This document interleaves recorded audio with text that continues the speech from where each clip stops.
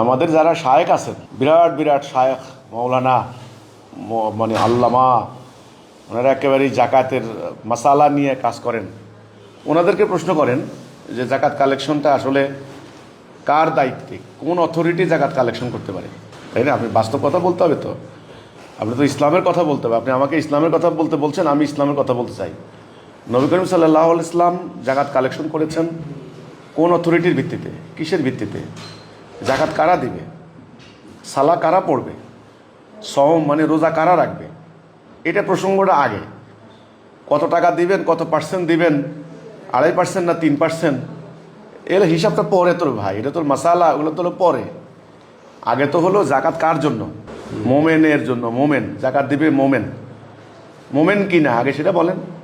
মোমেন কারা, কি করলে মোমেন হয়, কাফের কারা? এই সংজ্ঞাগুলা, এই ডেফিনিশনগুলা কি আমাদের শায়েখরা কি মানে করছেন, জনগণের সামনে ক্লিয়ার করছেন? নবী করিম সাল্লাল্লাহু আলাইহি ওয়াসাল্লাম জাকাত আদায় করেছেন, কাদের জাকাত আদায় করেছেন? মোমেনদের। তো জাকাতের কে কত টাকা জাকাত দিবেন, সমস্ত সংস্থা, ব্যক্তি, ফাউন্ডেশন, বিভিন্ন মানুষ জনকল্যাণমূলক কাজ করে, এটা করতেই পারে। মানুষকে বলে জাকাত দেন, আপনার জাকাতের এত পার্সেন্ট আছে, তার টাকার আয়ের উৎস কি, এগুলোকে খবর নিছে? তো কাজে প্রথম কথা হলো আগে আমাদের আলেম ওলামাদেরকে, শায়েখদেরকে বলেন জাকাত কে দিবে। প্রথম প্রশ্ন জাকাত কে দিবে, এই উত্তর ওনারা দিক। জাকাত দিবে মোমেন, মোমেনের উপর জাকাত ফরজ, নামাজ ফরজ। সূরা হুজরাতের 15 নম্বর আয়াত, মোমেনের সংজ্ঞা ওই মোতাবেক মোমেন কিনা। 1 2 জাকাতের এই যে টাকা, এটা একটা অর্থনৈতিক সিস্টেম ইসলামের। এই জাকাতের টাকাটা কালেকশন কে করবে, অথরাইজড পার্সনটা কে, অথরিটি কে, কে করতে পারে, শরীয়তের বৈধতা কার আছে জাকাত কালেকশন করার? নবী করিম সাল্লাল্লাহু আলাইহি ওয়াসাল্লাম তিনি রাষ্ট্রপ্রধান ছিলেন। আমি কিন্তু এই বাস্তবে কথা বলে আসতে হবে, কিন্তু আপনি যদি মাঝখান থেকে কথা বলেন তাতে হবে না। নবী করিম সাল্লাল্লাহু আলাইহি ওয়াসাল্লাম রাষ্ট্রপ্রধান ছিলেন। তিনি আল্লাহর হুকুমের উপর একটা রাষ্ট্র কাঠামো কায়েম করেছে, সেখানে আল্লাহর বিধান দ্বারা রাষ্ট্র পরিচালিত হয়েছে।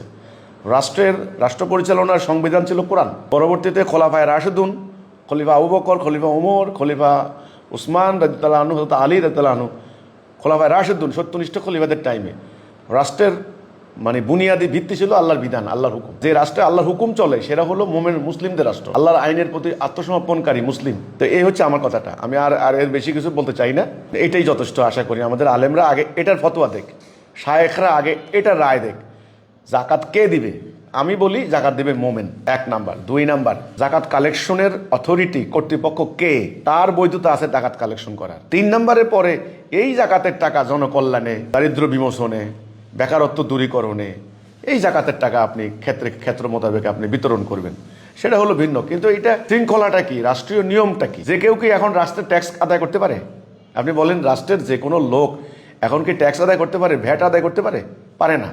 এটা একটা অথরিটি আছে, এটা রাষ্ট্রীয় কর্তৃপক্ষ আছে, এর একটা হিসাব কিতাব আছে, এবং এই ট্যাক্সের টাকা জাতীয় বাজেটের অন্তর্ভুক্ত কোন কোন খাতে ব্যয় হয় সেটাও পেশ করতে হয় সরকারকে। এই ইসলামও কিন্তু একটা জীবন ব্যবস্থা, আলাদা একটা স্বতন্ত্র ব্যবস্থার নাম। এখানে রাষ্ট্র ব্যবস্থা, এখানে বিচার ব্যবস্থা, এখানে ট্যাক্সেশন সিস্টেম আছে। এখন বর্তমানে এগুলি কিছুই নাই, তাওহীদ নাই, রাষ্ট্র ব্যবস্থা নাই, খেলাফত নাই, ইমামত নাই।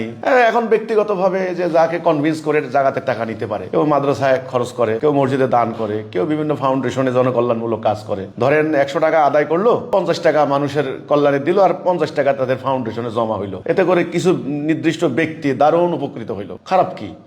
এটা একটা বিচ্ছিন্ন বিক্ষিপ্ত একটা কালেকশন হচ্ছে, এবং ওই ব্যয়ের খাতগুলাও কিন্তু বিক্ষিপ্ত বিচ্ছিন্ন ব্যয় হচ্ছে। আমাদের এলাকায় একটা সংস্থা কাজ করে, মানে বেসরকারি ফাউন্ডেশন, জাকাত ফাউন্ডেশন নামে। ওরা কিন্তু জাকাত মানে সেটা বিভিন্ন কল বসায়, আপনার হলো বাথরুম দেয়, মানে আপনার হলো টিন টুন কিনে দেয়, দেখলাম জাকাতের টাকা দিয়ে এগুলা করে হচ্ছে। এগুলা দিয়া কিছুটা মানুষ উপকৃত হচ্ছে, কিন্তু ইসলামের যে আলটিমেট উদ্দেশ্য, গোল, সেটাকে হচ্ছে, সেটা হচ্ছে না।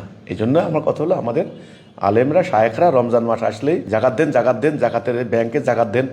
জাকাতটা কে দিবে আগে এটা ঠিক করেন। রাষ্ট্র ব্যবস্থা নাই, আইন চলে ব্রিটিশের, কোরআনের আইন মানে না, ইসলামের কোনো সিস্টেম নাই, মোমেন না, সংজ্ঞা মোতাবেক মোমেন না। আপনি মাঝখান থেকে জাকাত দেন, জাকাত দেন, জাকাত দেন, জাকাত দিয়ে মাঝখান থেকে আপনি কি করবেন? সংকট কি সমাধান হচ্ছে? তো এটাই হলো আমার কথাটা। আমাদের যারা শায়েখ আছে ওনাদেরকে ওই বলেন যে জাকাতটা কে আদায় করবে, অথরিটিটা কে, এটা আগে ঠিক মতো শরিয়া মোতাবেক এটার ফয়সালা দিতে বলেন, এটার ফয়সালা দিতে বলেন। আমাদের যারা শায়েখ, অনেক শায়েখ আছে, তো আমি তো আর শায়েখ না, আমার তো আর গোনা ধরে না ওনারা, আমি তো গোনার বাইরে, আমি তো হলাম ওদের হিসাবে কিছুই না, গোনার বাইরে। মাদ্রাসা পড়ি নেই, তার কাজে আমার কোনো গুণে নাই, সব যোগ্যতা ওনাদের।